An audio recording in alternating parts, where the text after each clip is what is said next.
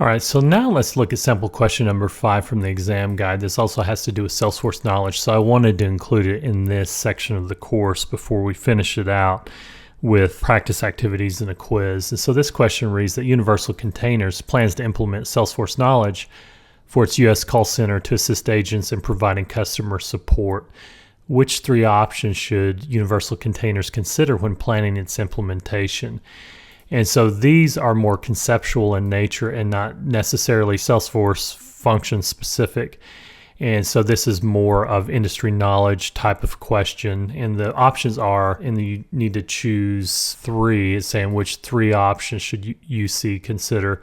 And so those 3 options would be either A, what types of information they need to publish, B, who can approve and manage the information published, C is how information should be categorized, D is where call center support agents are located, and then E, when the knowledge maintenance window is available.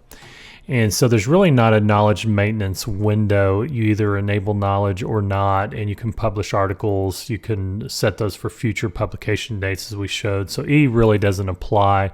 Salesforce may have short little 5-minute maintenance windows with each major release, but as far as a knowledge maintenance window, I don't think that exists. So we can rule out E.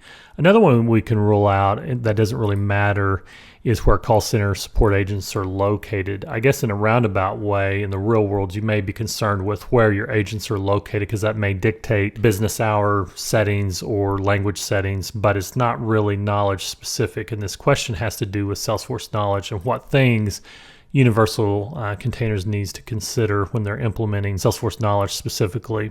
And so the answers would be A, B, and C, and I'll talk about this briefly.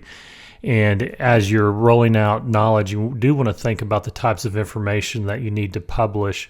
And knowledge helps you to categorize information as well. And that's C, how information should be categorized. That's something that solutions does not provide, is the ability to categorize information or provide really different types of articles, really. They did have article types, but it's not as robust a solution as knowledge. And so A is also a correct answer.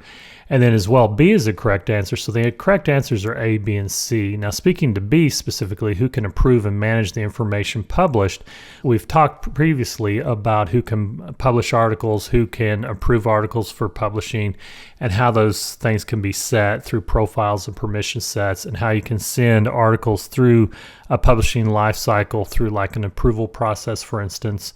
And so the correct answers here would be A, B, and C. And so now we've talked a lot about Salesforce knowledge, and that really concludes the knowledge management section of this course. We're going to round that out now with a practice activity with some Trailhead specific knowledge management trails.